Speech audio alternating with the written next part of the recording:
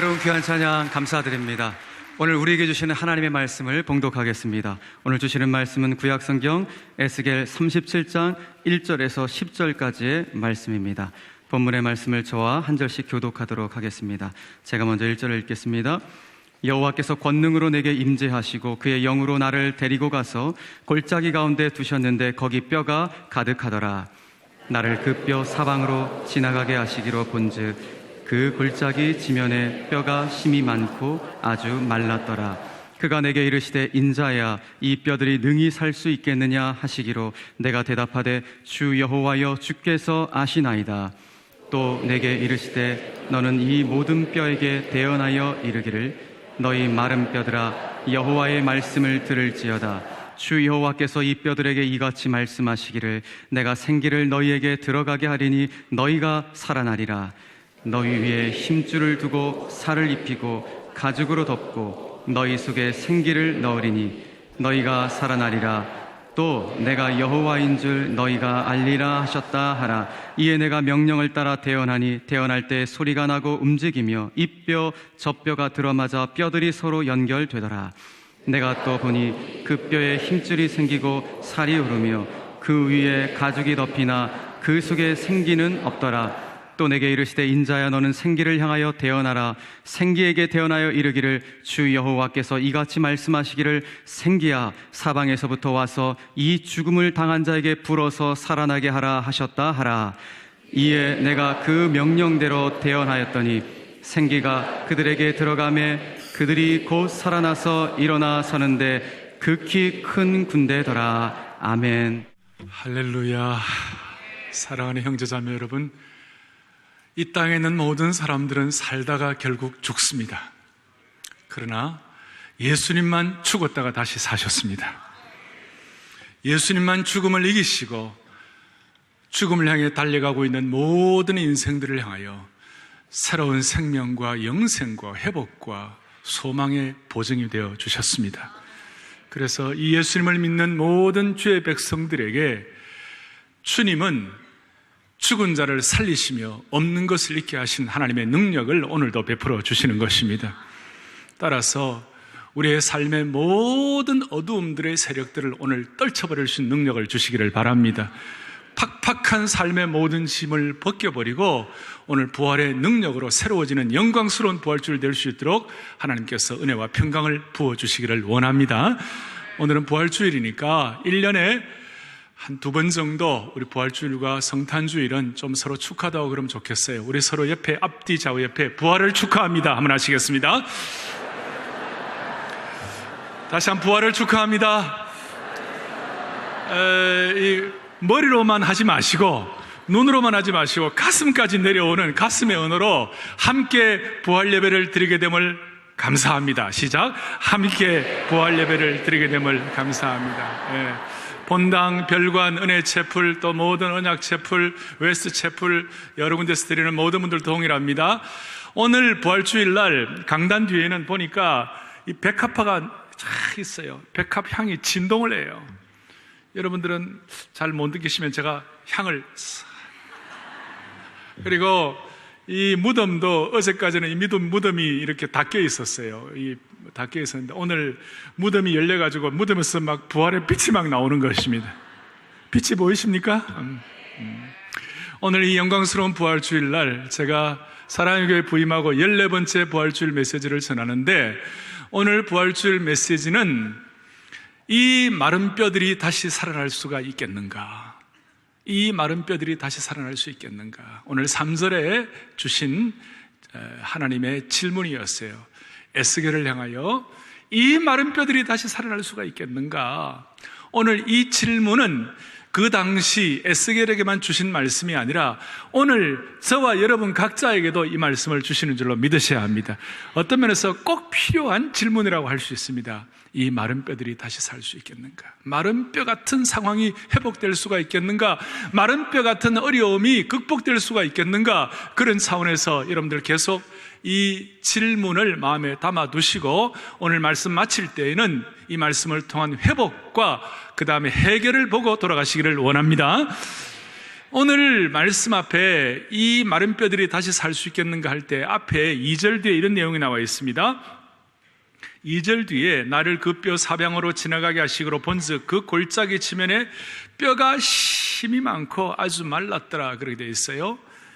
이 마른 뼈에 대해서 큰 전체적인 상징은 포로된 이스라엘 백성들을 상징한다, 이렇게 해석합니다. 뭐 큰 무리가 없습니다. 그런데 조금 더 구체적으로 그 내용을 살펴보면 마른 뼈에 대해서 뭐라고 나오냐면 뼈가 힘이 많았다, 힘이 많았다, 힘이 많았다. 뼈가 많았다는 이것은 죽음을 상징한다고 말할 수 있습니다. 이것은 죽음의 내용입니다. 그리고 아주 말랐다 그랬어요. 아주 말랐다. 이 아주 말랐다는 말은 절망을 상징하는 것이에요. 아주 죽음 가운데서 절망을 가져왔다는 것이에요. 죽음을 상징하고 사망의 왕노릇하는 것을 말씀하고 완전한 절망, 그러니까 죽음과 완전한 절망 상태에서 하나님께서는 에스겔에게 이 뼈가 능히 다시 살 수가 있겠느냐, 그렇게 질문을 했습니다. 그 질문할 때 에스겔이 뭐라고 대답했습니까? 3절 뒤에 내가 대답하되, 그 다음 뭐예요? 주 여호와여 주께서 아시나이다. 어떻게 이 말씀은, 이 대답은 뼈가 살 수 있습니다 라는 확신인 것 같아요? 아니면 약간 멈칫거리고 머뭇머뭇거리고 확신이 없는 대답인 것 같아요? 네, 확신이 없어요. 지금 머뭇머뭇거리는 거예요. 상황과 형편을 보니 그렇습니다, 이 마른 뼈가 다시 삽니다라고 그렇게 정확하게 분명하게 확신 있게 대답하는 그런 상황이 아니기 때문에 오늘 멈칫거렸어요. 머뭇머뭇거리고 좀 회피하는 그런 내용이에요. 에스겔의 입장에서 볼 때는 회피할 수밖에 없는 그런 상황이 있죠. 에스겔은 포로가 되었습니다. 바벨론의 포로로 잡혀왔습니다. 포로된 상태에서 오늘 이 내용을 듣습니다. 포로된 상태의 그 모든 포로되는 과정이 어떤 과정을 거쳤습니까? 이스라엘 백성들은 뭐 좀 더 구체적으로 말하면 유다 민족들, 남쪽 유다 왕국은 그야말로 바벨론의 그 참 짓밟혔습니다.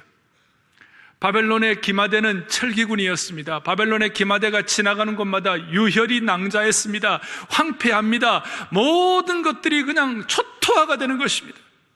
과거에 몽고 기마병이 지나가면 그 지나가는 곳마다 초토화되듯이 바벨론의 철 기마대가 지나갈 때에 모든 것이 황폐화되고 광야와 골짜기에 시체들이 누웠는데 그 시체들이 너무너무 많아가지고 처음에는 시체들을 이런저런 참 백성들이 치우기도 하고 그랬는데 너무 많으니까 그 시체를 장례할 사람도 없었어요.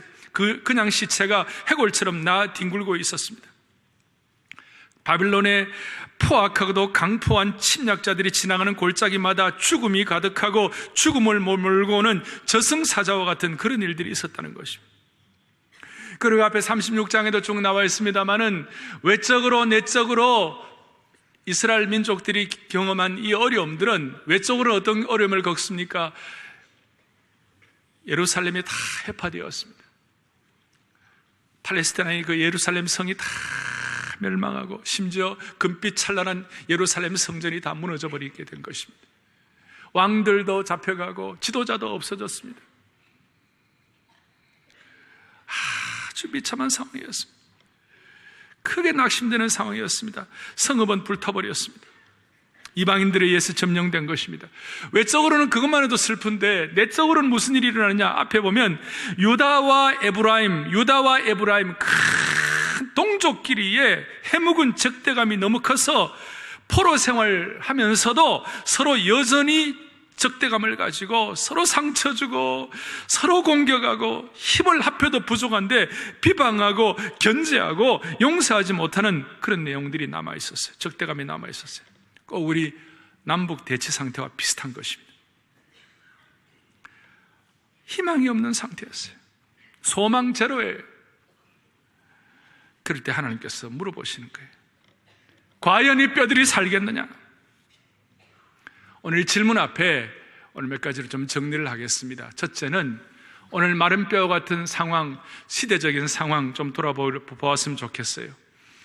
먼저 개인 에스겔의 입장에서는 자기가 제사장인데, 제사장은 성전에서 수종드려야 되고 예배드리고 쉐키나의 영광을 체험하고 성도들과 함께 나누어야 되는데 예배드릴 성전이 다 무너져 버린 것이에요. 더더구나 포로로 잡혀왔기 때문에 예배드릴 상황도 아닌 것이에요. 그러니까 성전에서 예배드리도 예배를 못 드리니까 더 이상 기쁨도 없고 죄사함도 없고, 당시의 입장에서는 감사를 가질 수가 없는 거예요. 에스겔의 입장에서는 인생의 마른 뼈의 상황이라고 말할 수 있습니다. 그리고 이스라엘에는 지도자가 다 사라져버렸어요. 그 당시에 이스라엘 민족에는 과거에 히스기야라든지 요시야와 같은 위대한 지도자들이 있었습니다마는 그 지도자 대신에 독재자, 우상숭배자 느부갓네살 왕이 그 나라를 통치하는 것이에요. 버림받고 황폐한, 아니 또 유대의 저 고향은 완전히 쓰레기더미가 된 것이에요. 나중에 느헤미야가 총독으로 가가지고 성곽을 다시 한번 이렇게 회복하려고 할 때 밤에 혼자서 예루살렘을 초도순시해서 나가보니까 무슨 일이 벌어졌습니까? 완전한 잿더미, 쓰레기더미, 폐허더미가 되어가지고 낙이 한 마리가 지나가기 힘들어서 느헤미야가 얼마나 가슴이 아프고 비참했는지 눈물을 주체할 수 없을 정도의 그런 비가 많은 상황이었어요. 여러분, 오늘 이것이 마른 뼈의 상황이라고 말할 수 있습니다. 이것은 그 당시뿐만 아닙니다. 오늘 이 시대의 상황은 어떻습니까? 이 말씀은 당시 에스겔의 시대만 적용되는 것이 아닙니다. 오늘 이 시대의 하나님의 자녀에게도 그대로 적용될 수 있습니다. 예수 믿지 않고 이 세상의 죽음의 그늘에서 허수아비처럼 무력하고 낭비하는 인생을 살고 있는 분들도 적용되지만, 겉은 멀쩡해도 예수 믿는 분들에게도 적용될 수가 있는 것입니다. 무슨 말입니까? 우리가 하나님을 섬긴다고 하면서도 예배를 드리지만 예배드릴 열정도 약해지고 예배드릴 에너지도 없고 형식만 갖추어요. 의무감으로 예배를 드리는 것입니다. 종교의식만 남아있는 분들 계십니다. 금요일날, 성금요일날 말씀을 드렸습니다마는 우리의 마음이 무뎌지기 짝이 없어요. 딱딱해져 있는 것이에요. 오늘도 이런 사람들에게 주님은 뭐라고 말씀하시는가? 이 마른 뼈가 살아날 수가 있겠는가? 앞에 있는 36장에 보니까 마른 뼈가 살아나면 하나님께서 그 마음에 새 마음과 새 영과 새 몸을 부어주신다고 말씀하시는 것이. 에스겔의 입장에서는 주님이 아십니다. 마른 뼈가 살아날 수 있느냐 물었을 때 주님이 아신다라고는 그 말에게는 이런 내용도 포함되어 있어요. 주님 생각해 보세요. 금방 죽은 시체 같으면 어떻게 일어날 수도 있겠지만 벌써 죽어서 마른 뼈가 되고 해골이 된 상태에서, 그것도 한두 명이 아니고 수많은 죽음의 시체가 널려 있는데 어떻게 살겠습니까? 불가능한 거 아닙니까? 골짜기에, 온 골짜기에 해골 덩어리가 뒹구는데 거기에 무슨 생명이 회복되겠습니까? 오늘 우리 상황 비슷한 거 아닙니까? 현실을 돌아보세요. 한국의 균형 잡힌 지성을 찾아보기가 힘들어요. 이렇게 말할 수 있습니다. 지성이 이성을 잃어버렸어요. 또 사람들은 균형 잡힌 감성이 없어가지고 많은 분들이 분노와 좌절을 하고 있습니다. 한국 역사를 정리하면 우리 노년 세대분들은 과거의 좌우 대립의 갈등으로 내상을 입었습니다. 장년 세대의 분들은 민주화 과정에 아픈 상처가 있습니다. 우리 젊은이들은 지금도 인터넷의 유해 매체에 노출되어가지고 절망의 골짜기에서 넋을 잃고 있는 젊은이들이 많이 있습니다. 멍한 거예요. 그리고 우리 사회의 상태는 무신론적 상황입니다. 무신론 사회의 특징은 개인의 권리는 절대적이고 공동체성은 쇠약해져가는 것입니다. 개인이 없으면 공동체가 없고 공동체가 없으면 개인이 없는 이 잘 조화가 되어야 되는데 한쪽이 기울어져 버렸어요. SNS를 보십시오. SNS를 보면 거기에 보면 딱 두 가지예요. 자신을 드러내거나 아니면 다른 사람을 비판하는 것이. 자기의 멋짐을 드러내고 아니면 다른 사람의 모자람을 비판할 때 마른 뼈가 하나 둘씩 골짜기에 쌓여져 가는 것이에요. 이런 점에서 보면 마른 뼈를 산더미처럼 지고 가는 사람들이 우리 주위에 많이 있는 것이에요. 사회 정도뿐만 아니라 우리 개인도 마찬가지죠. 사랑하는 여러분, 오늘 부활주일을 다시 한번 마음속에 다짐하십시다. 우리 나름대로 먹고 살 수 있습니다. 우리 나름대로 교육을 받았습니다. 하지만 여러분, 지금 평생 걸만한 깃발이 있습니까? 지금 죽어도 될 만한, 목숨 걸어도 될 만한 소명을 다시 한번 확인할 수 있습니까? 이 상황 가운데 주님 우리에게 뭐라고 말씀하시는가? 이 마른 뼈가 다시 살아날 수가 있겠는가? 마른 뼈가 산다는 것은 단순히 육신이 다시 회복된다는 뜻이 아니에요. 여러분, 누가복음 15장에 보면 돌아온 탕자 얘기가 있습니다. 돌아온 탕자가 허랑방탕하고 엉망이 되어서 다시 아버지에게로 돌아갔습니다. 아버지가 저 상가가 먼데 그 돌아온 탕자를 가서 막 안아줍니다. 그때 그 아버지가 둘째 아들에게 뭐라고 얘기를 합니까? 너 어떻게 그래 살았냐? 너 왜 그렇게 마음대로 살았어? 너 마음대로 왜 그렇게 허랑방탕하고 그렇게 인생을 낭비했니? 그렇게 묻지 않아. 그렇게 돌아온 탕자를 향하여 막 이렇게 삿대질을 하지 않습니다. 아버지가 말씀하시는 그 내용이 기가 막힌 내용입니다. 복음입니다. 누가복음 15장 24절을 다 같이 보겠습니다. 함께 봅니다.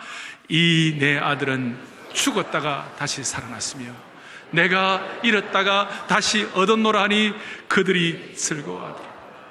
구약과 신약 전체에 맹맥히 흐르는 하나님의 심정은 영혼이 소성하는 것이에요.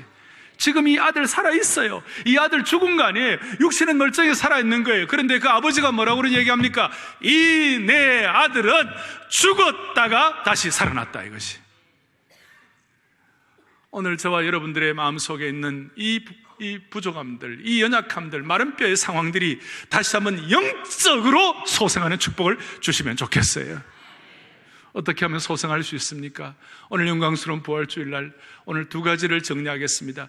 마른 뼈가 살아날 수 있도록, 죽은 자가 다시 살아날 수 있도록, 어떻게 보면 심폐소생이라는 거 있죠. 폐를 막 이렇게 소생시키는데 심폐소생의 두 가지 도구가 있어요. 첫 번째 도구, 다 함께 4절을 보겠습니다. 3절 뒤에 마른 뼈가 살아나느냐 물어봤을 때 4절에 뭐라고 말씀하십니까? 4절 같이 읽어보겠습니다. 또 내게 이르시되 너는 이 모든 뼈에게 대언하여 이르기를 너희 마른 뼈들아 여호와의 말씀을 들을지어다. 아멘. 어떻게 하면 살아납니까? 말씀을 듣고 대언하면 살아나는 것입니다. 예외가 없습니다. 마른 뼈의 심폐소생의 첫 번째 도구는 말씀을 듣고 대언을 해야만 하는 것이에요. 시편 19편 7절에 보니까 하나님의 말씀은 완전하여 우리의 영혼을 소성시킨다고 말씀했습니다. 하나님의 방법은 독특합니다. 하나님의 마른 뼈를 살리는 방법은 아주 기이합니다. 당시에 내려오는 전통적인 방법과는 달랐습니다. 당시 에스겔 시대에 뭐가 하나 살아난다, 뭐가 하나 새로워져야 한다 할 때는 전통적으로 내려오는 이방의 주술들이 있습니다. 이런 주술, 저런 주술, 사제들이 나와가지고 뭐 어떻게 하고 막 이렇게 해가지고 뭐 합니다. 또 아니면 예식을 거행합니다. 제물을 바칩니다. 아니면 엄숙한 예식을 합니다. 뭐 우리 그 식으로 말하면 그 당시에 뭐 어떤 예배를 드립니다. 그렇게 해가지고 어떻게 한번 해보게 보려고 애를 씁니다. 하나님은 그런 주술과 그런 의식을 사용하지 아니하고 하나님은 단순하게 말씀을 들으라, 그리고 말씀을 대언하라, 이것이 말씀을 듣고 대언하는 것이. 그러면 너희 영혼이 살리라고 말씀하시는 것이. 요한복음 5장 25절 주께서 하신 말씀을 우리 같이 합독하겠습니다. 함께 보겠습니다. 진실로 죽은 자들이 곧 있더라. 다시 한번, 죽은 자들이 하나님의 아들의 음성을 들을 때가 오나니 곧 있더라. 그 다음 중요하죠. 다 함께요. 듣는 자는, 어떻게 하는 자는요? 듣는 자는 살아나리라. 말씀을 듣는 자는 살아나리라. 말씀을 듣는 자는 살아나리라. 아니, 말씀 듣는다고 어떻게 살겠습니까? 그렇게 회의적일 수가 있는 것이에요. 에스겔도 그런 입장을 처음에 취했죠. 아니, 말씀 한번 듣고 말씀 대언한다고 어떻게 살겠습니까? 그런 입장이었어요. 이것은 에스겔뿐만이 아니에요. 여러분 요나를 기억하겠습니다만 요나에게 하나님께서 말씀하셨죠. 저 니느웨에 가가지고 거기에 있는 수많은 사람들에게 하나님의 말씀을 대언하라 그랬어요. 말씀을 대언하라고 그랬을 때에 요나가 어떻게 했습니까? 아니, 그 포악하고 잔인하고 우리 이스라엘 민족을 완전히 멸망시킨 그 아수르 제국 사람들에게 하나님 말씀 좀 전한다고 그들이 어떻게 회개하고 다시 살아나겠습니까? 그건 말도 안 됩니다. 아니, 그렇게 할 수도 없습니다. 그런 마음으로 요나는 니느웨로 가라는 다시스로 도망가 버렸습니다. 요나의 입장도 똑같은 거예요. 살아날 수 없다는 것이. 그런데 하나님께서는 오늘 에스겔을 통하여 아니야, 말씀을 대언하면 살아날 수가 있어. 아니야. 그러면서 말씀을 대언하라, 그 말씀 그 듣는 순간 무슨 일이 벌어져요? 7절을 보겠어요. 7절. 7절 보겠습니다. 7절 함께 보겠습니다. 이에 내가 명령을 따라 뭐하니요? 다시 한번 뭐하니요? 대언하니, 계속 대언할 때에 소리가 나고 움직이며 이 뼈 저 뼈가 들어맞아 뼈들이 서로 연결되더라. 내가 또 보니 그 뼈에 힘줄이 생기고 살이 오르며 그 위에 가죽이 덮였다. 그래서 안 될 것 같은데, 말씀을 대언하면 안 될 것 같은데, 그런데 그 말씀을 대언하자마자 뼈가 서로 들어맞고 뼈가 서로 연결되고 뼈에 힘줄이 생기고 뼈에 가죽이 덮이는 축복을 받게 되었습니다. 이걸 오늘 우리식으로 이렇게 좀 이해할 수 있을지 모르겠어요. 아내가 먼저 영적으로 눈이 열려서 예수님을 영접했습니다. 근데 남편에게 복음을 전하는데 10년이 지나도 주님 옆에 돌아오지 않습니다. 20년이 지나도 안 됩니다. 30년이 지나도 안 돼요. 그래서 남편이 또 나쁘진 않아요. 그래도 아내를 대우한다 그래가지고 아내를 잘 대접해 주면서도 복음은 안 받아들입니다. 어떻게 보면 마른 뼈지요. 주일날에도 이렇게 탁 아내를 교회까지 픽업을 탁 해줍니다. 그리고 골프 치러 갑니다. 그러면서 이제 하는 얘기가, 여보, 우리의 생애의 인생의 소명과 인생의 목표가 분명하고 사람은 영적으로 성공해야 되는데 여보, 예수님 영접해야 되지 않겠어? 그러면 여보, 걱정하지 마. 나는 당신이 예수 잘 믿으니까 천국 갈 때 나는 당신 바지가랑이에 붙잡고 갈 거야. 안 되는 것 같죠? 그런데 하나님께서 어느 순간 그래도 끝까지 말씀을 대언하고 말씀을 선포하고 그래도 끝까지 그 마음을 놓치지 않을 때 어느 순간 주님 앞에 돌아오는 축복을 주실 것이에요. 그게 마른 뼈가 살아나는 것에 대한 우리의 마음에 안 된다는 가운데도 기대와 희망과 소망을 갖는 이유가 되는 것이에요. 구약의 말씀이 선포되는 곳마다, 느헤미야 8장 보면 학사 에스라가 말씀을 선포할 때, 새벽부터 정오까지 하나님의 말씀 선포할 때 무슨 일이 벌어졌습니까? 모든 백성들이 그 말씀 앞에 완전히 녹아져서 아멘 아멘 하면서 수문 앞 광장에 부흥이 일어나게 되었습니다. 말씀의 능력인 것입니다. 오늘 저희 교회는 이 부활절을 그냥 부활절의 행사로 지나가면 안 된다 하는 것이 우리 교회의 지난 38년 동안 사랑의 교회의 중요한 사역이었습니다. 우리가 하나님의 말씀을 믿고 말씀을 선포하는 능력을 믿고 말씀을 선포하는 걸 통하여 새로운 생명의 역사가 일어난다는 것을 믿을진데, 우리 교회는 부활절에 품은 생명, 대각성에 추수하자, 생명의 역사가 계속 이어지기를 원하는 것이에요. 힘들어도 이 말씀의 선포를 통하여 그 말씀이 희한하게도 사람들의 마음에 뿌려져서 마른 뼈가 살겠느냐라는 수많은 의문과 의심이 있는 가운데서도 이 말씀이 뿌려질 때, 말씀을 대언할 때, 우리가 그 역사를 잘 감당할 때 하나님이 일하시는 것이에요.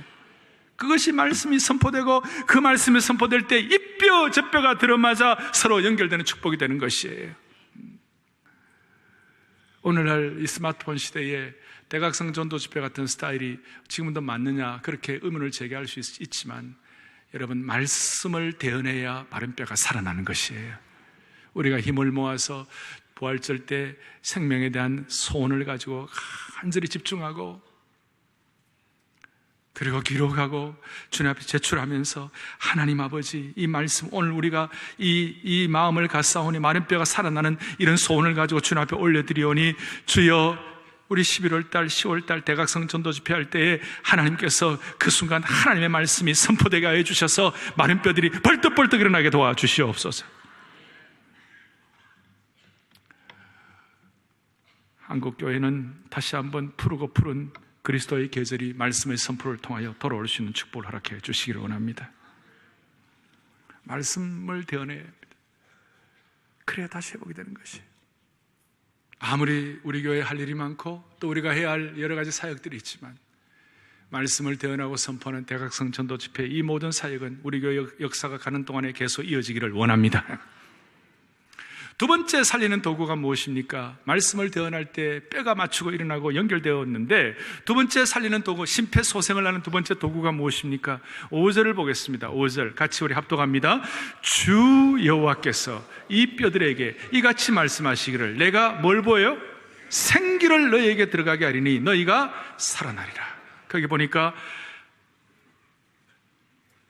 여호와께서 뼈들에게 말씀하시기를 내가 생기를 너희에게 들어가게 하리니 너희가 살아나리라. 생기가 불어넣어질 때, 생기가 불어넣어질 때 살아난다 그랬어요. 9절 보겠습니다. 9절 보니까 이렇게 나와. 또 내게 이르시되 인자야 너는 생기를 향하여 대언하라. 생기에게 대언하 이르기를 주 여호와께서 같이 말씀하시기를 생기야 사방에서부터 와서 이 죽음을 당한 자에게 붙어서 살아나게 하셨다라. 이 짧은 본문에 생기라는 말이 1절부터 10절 사이에 8번 이상 나오는 것이에요. 생기가 불어넣어지면 9절에 다시 한번 9절 우리 또박또박 다시 한번 합독하겠습니다. 같이 우리 가운데 주의 생기가 임하게 하여 주십시오. 그런 마음을 가지고 9절 같이 합독하겠습니다. 또 내게 이르시되 인자야 너는 생기를 향하여 대언하라. 생기에게 대언하여 이르기를 주 여호와께서 이같이 말씀하시기를 생기야 사방에서부터 와서 이 죽음을 당한 자에게 불어서 살아나게 하라 하셨다 하라. 아멘 아멘 아멘.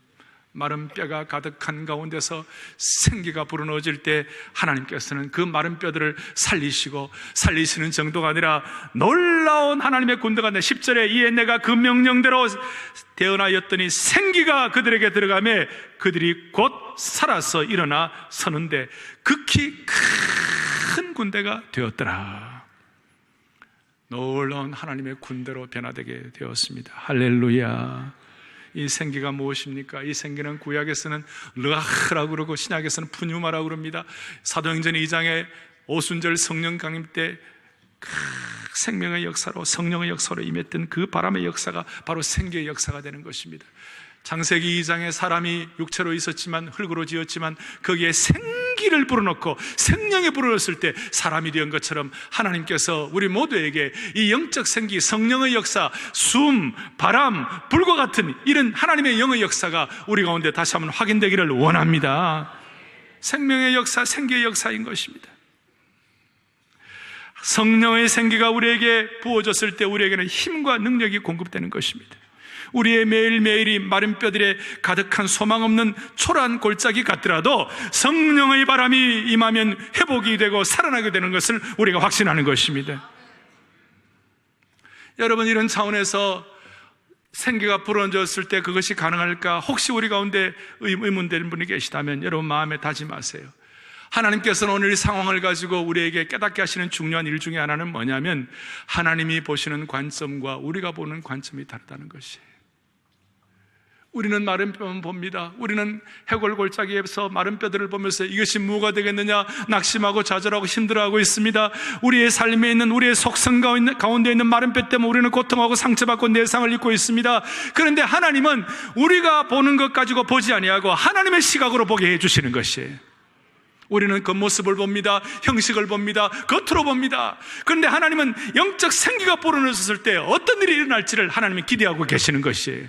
하나님은 더 깊이 보시고 더 멀리 보시고 더 미래를 보시고 더 영적으로 다 놀라운 것을 하나님은 보고 계시는 것이에요.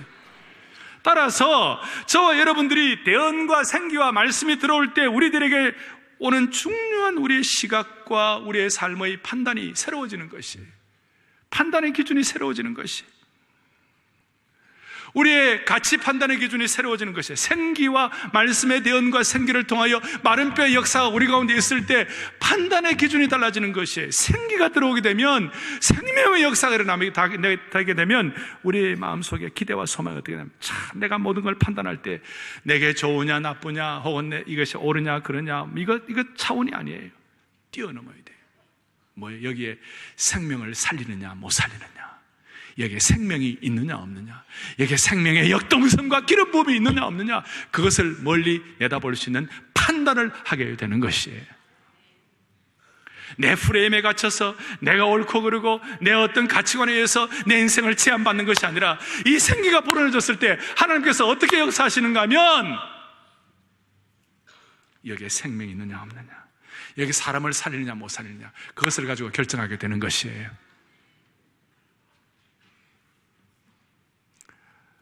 마태복음 12장에 보면 예수님께서 어느 날 안식일 날 손 마른 자, 죽어가는 자를 살리셨어요.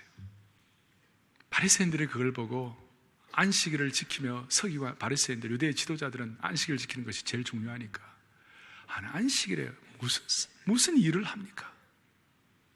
틀린 일이라. 그럴 때 주님께서는 뭐라고 말씀하셨어요? 너희들이 전통적으로 내려놓은 안식일을 지키는 것도 귀중하지만 그보다 더 중요한 것은, 안식일을 지키느냐 안 지키느냐보다 더 중요한 것은 안식일에 사람의 생명을 살리느냐 안 살리느냐가 더 중요하다. 마태복음 12장은 주님이 하신 말씀이에요. 우리가 삶을 살아보면 우리 나름대로 전통이 있고 우리 나름대로의 삶의 습관이 있고 판단이 있습니다. 그런데 오늘 이 부활주일날 우리 다시 한 마음에 다짐하십시다. 하나님, 우리의 모든 판단 기준이 생명을 살리느냐 안 살리느냐 있게 하여 주시옵소서. 여러분들이 생명을 선택하는 것이, 중요한 결정을 할 때 너무 고민이 되어서 내가 누구 편이 되어야 되고 내가 어디에 있어야 되고 내가 앞으로 어떤 진로를 가져야, 젊은이들이 내가 어떤 방향을 나가야 할 것이고, 이거 할 때마다 마음속에 다짐하세요. 내가 그 일을 통하여 생명을 선택하는 일이 되게 하여 주십시오. 아니, 내가 가는 곳마다 생명을 살리는 일에 전령이 되게 하여 주십시오. 자, 제가 마른 뼈는 어떻게 살린다고 했습니까? 말씀을 대언할 때, 생기가 불어넣어졌을 때. 우리는 오늘도 성령의 역사를 사모하십시다. 하나님의 영의 생기를 사모하도록 하십시다. 그러면 에스겔 뒤에 47장에 가면요, 그 성전에서 에스겔이 환상을 보는데 생수가 흘러나오는 것이, 마치 우리 교회 지금 광장에 거기에 오늘 아마 생수가 흘러나올 거예요. 거기에 물이 흘러나올 거예요. 그 밑으로 흘러가지고 밑에 폭포수로 내려가는 것처럼 그게 그 하나님의 생수가 성전에서 흘러나와가지고, 에스겔 47장 9절에 보면 그 생수가 흐르는 곳마다 어떤 일이 있는가. 47장 9절 같이 합독합니다. 이 강물이 이르는 곳마다 번성하는 모든 생물이 살고 또 고기가 심히 많으리니 이 물이 흘러가 들어가므로 바닷물이 되살아나겠고 이 강이 흐르는 각처의 모든 것이 살 것이며, 할렐루야. 이 강물은 성소에 흐르는 강물이 된 것이에요. 생명의 강수가 된 것이에요. 이 강수가 흐르는 곳마다 모든 생물이 산다고 그랬어요. 고기가 심히 많아진다고 그랬어요. 이 물이 흘러들어오는 곳마다 바닷물까지도 되살아나겠고, 그 다음에 중요한, 이 강이 이르는 그 다음에 각처의 모든 것이 살아난다고 약속하셨어요. 살리는 것이, 모든 것이 살아나는 것이. 따라서 우리 모두가 다 마른 뼈가 살아나면, 마른 뼈가 사는 것 자체가 목표가 아니에요. 내가 회복되는 것이 목표가 아니에요. 내가 살아있는 것이 목표가 아니에요. 내가 다시 소망 갖는 것이 목표가 아니에요. 소망 가져서 어쩌겠다고요. 살아나서 어쩌겠다고요. 중요한 것은 살아난다고 할 일이, 살아난 다음에 할 일이에요. 이 생명 사역을 전 세계에 퍼뜨려야만 하는 것입니다. 내 한 몸 가누기도 힘들다가 아니라 이 생명 사역을 퍼뜨리는 것이, 마른 뼈가 살아날 수 있겠느냐, 그게 과연 가능하겠느냐, 거기에다가 포함된 내용이 이 생명 사역이 있을 때 전 세계에 이것이 퍼져나가게 될 것이라는 것이.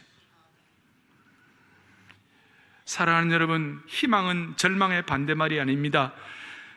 희망은 절망이 부활한 모습이라고 말할 수 있습니다. 절망이 부활한 모습의 핵심은 뭐냐면, 생명의 선택을 통하여 우리가 속한 지역, 우리가 속한 내 마음의 자세, 우리가 속한 가정이 생명의 진원지가 되어갖고 막 퍼져나가야 되는 것이에요. 좀 쉽게 말씀드리면, 사랑에 속한 젊은이들이 오늘 이 말씀 듣고 은혜 받아가지고 앞으로 하나님의 나라에 대한 꿈과 소명을 가지고, 말씀의 대언에 대한 소명을 가지고, 생기의 능력을 가지고 세계로 퍼져나가는 것이에요. 여기에 젊은이들이 인도로 가야 되고, 여기에 젊은이들이 저 중국 연변으로 가야 되고, 북경으로 가야 되고, 여기에 젊은이들이 IT로 가야 되고, 웨일즈로 가야 되고, 에티오피아로 가야 되고, 여기에는 젊은이들이 인도네시아로 가야 되고, 여기에 있는 젊은이들이 하나님의 은혜를 가지고 하나님의 영광을 통하여 유럽도 가고 웨일즈도 가고 남미도 가고 생명의 역사를 퍼뜨려야 하는 것이, 이런 꿈을 하나님께서 회복시켜 주시기를 원하는 것입니다. 동시에 하나님께서 생명의 역사를 우리에게 허락해 주실 때 우리가 특세에 또 우리가 다짐했어요. 우리가 속한 그 장소가 일터에서 일터 선교사가 되게 하여 주십시오. 세계로 가는 선교사일 뿐만 아니라 내가 있는 그 장소가 일터 선교사가 되게 하여 주십시오. 일터 선교사. 옛날에는 신앙조 오면 다 신학교 가고 다 사역자되라 이렇게 했어요. 그래서 신앙 좋고 은혜 있는 사람들이 일터에서 다 빠져나왔어요. 일터에서 빠져나오자마자 무슨 일이 벌어졌어요? 그 일터를 다 믿지 않는 사람들, 무신론자들, 하나님 모르는 사람들이 다 장악해버렸어요. 그래서 10년 전까지만 하더라도 미국 같은 데서는 초, 중, 고등학교, 대학교에서 기도도 할 수 있었지만 지금 기도도 공적으로 못해요. 우리가 얼마 전까지만 하더라도 가는 곳마다 신우회가 있고 가는 곳마다 하나님의 백성들이 곳곳마다 거기에서 생기를 불어넣고 말씀을 대언하는 역사를 통하여 하나님의 역사가 일어나가지고 가는 곳마다 신우회가 있고 예배를 드리고 그랬는데 지금은 그거 잘 못해요. 하나님 앞에서 이 부활의 능력과 은혜를 가지고 내가 속한 그 일터에서 일터 선교사의 은혜를 베풀어 주시기를 바랍니다. 동시에 우리가 부름받은 풀타임 선교사뿐만 아니라 일터 선교사로서의 은혜와 능력을 가지고 온 세계로 나갈 수 있는 일터 선교사를 세계에 파송할 수 있는 생명의 역사가 일어나기를 원합니다. 이것이 오늘 부활주의를 맞는 한국교회가 이 시대 앞에 선포해야 할 내용이라고 믿습니다. 특별히 우리 젊은이들에게 보여줘야 할 시대 정신이라고 생각합니다. 일터 선교사를 세상에 보내야만 하는 것입니다. 그래서 사랑의 교회 사역을 앞으로 좀 더 젊은이들에게 집중해야 할 것입니다. 우리의 미래 사역 계획의 중요한 핵심이 되어야 할 것입니다. 특별히 우리가 실버 세대도 우리가 집중합니다만 실버 세대는 그의 은사와 능력을 가지고 젊은이들에게 투입해야 하는 것이에요. 젊은이들을 코칭하고 젊은이들을 멘토링해가지고 이 생명과 생기의 사역을 생명이 있느냐 없느냐를 가지고 판단하는 그 하나님의 신실한 무장된 종들을 통하여 시대 앞에 쓰임받는 하나님의 기름 부으심을 허락해 주시기를 바랍니다. 마른 뼈가 살아날 수 있습니까? 오늘 말씀 대언을 통하여 생기를 통하여 우리 인생과 민족과 가정의 마른 뼈가 살아나는 축복을 개인마다 풍성히 경험할 수 있는 부활주일 되기를 간절히 소망합니다. 제가 이 말씀을 준비하다가 우리 옛날에 불렀던 찬송이 있습니다. 이 땅의 동과 서 남과 북 한라에서 백두까지 모든 우상들이 무너지게 하시고 주만 높이는 나라가 되게 하시고 이 땅에 지친 모든 영혼들이 마른 뼈들이 예수님의 사랑을 알게 하여 주십시오. 저들의 아픔과 눈물을 씻는 주님의 보혈로 이 땅에 치유받게 하시고 이 땅을 치유하는 주의 백성 주님의 군대를 일으켜 주시옵소서. 이 땅에 주님의 교회 위에 하늘의 생기를 불어넣어 주시옵소서. 성령의 새바람 이 땅에 불어오소서. 주의 영 그 생기로 우리를 다시 살리사 이 땅에 하나님 영광 거하는 그런 나라가 되게 하여 주십시오. 열방에 하나님 영광 비추는 그런 나라가 되게 하여 주시옵소서. 할렐루야. 두 손을 다 펼치겠습니다. 성령의 새바람 이 땅에 불어오소서. 성령의 새바람, 성령의 새바람. 찬양대와 함께 이 땅에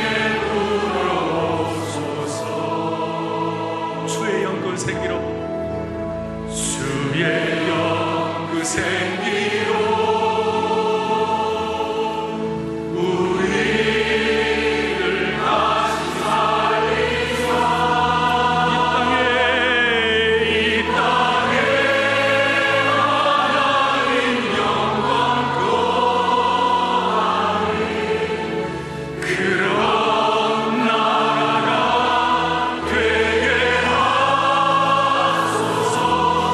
열방에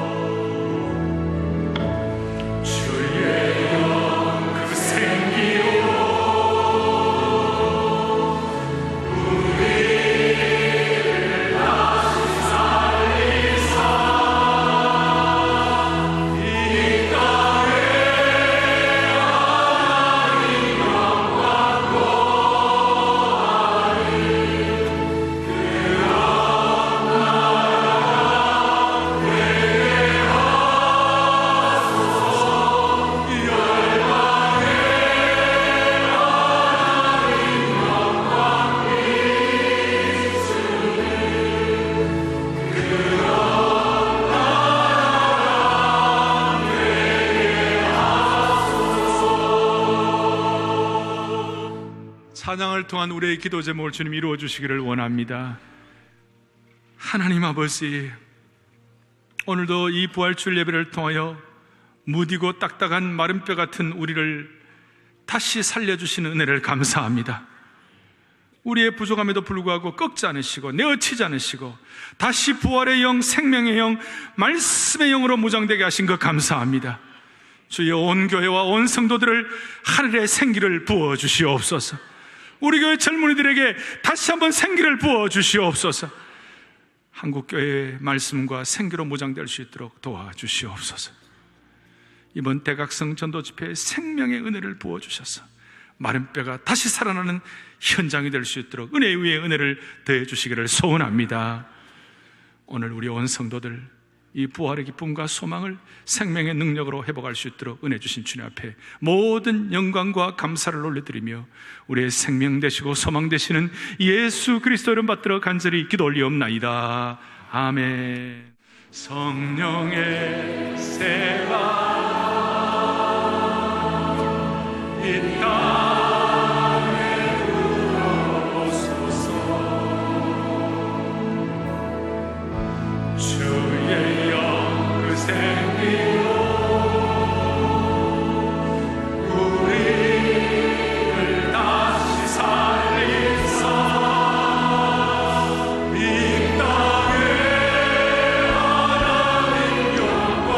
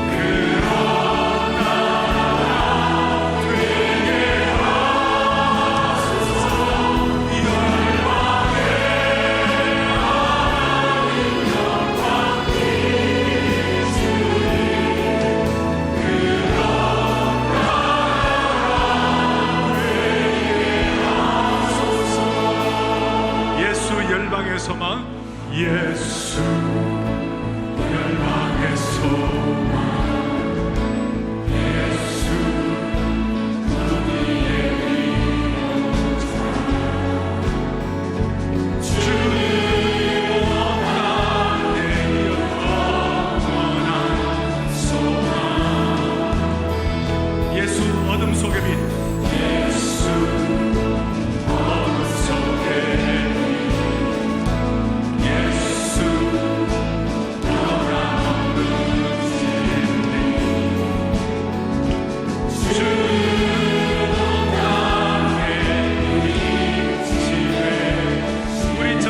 간절한 구원의 고백이요 외침입니다. 우리의 죽으시고 우리 위해 죽으시고 다시 사신 생명의 주, 생명의 주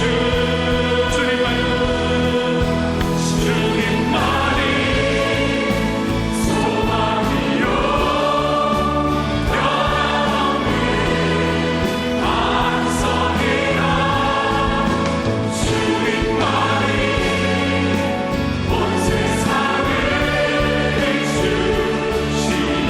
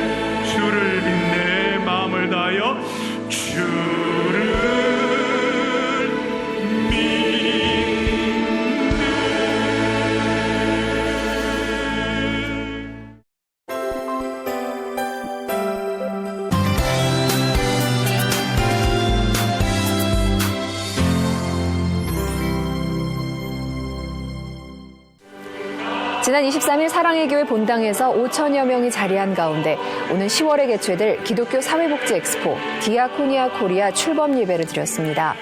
오늘 이 불꽃이 우리 주위에 있는 냉랭한 가슴들을 다 뜨겁게 할 수 있도록 하게 하시고 우리 2016년 10월 15일 그날 될 때까지 가면 갈수록 더 큰 은혜 주실 줄로 믿습니다.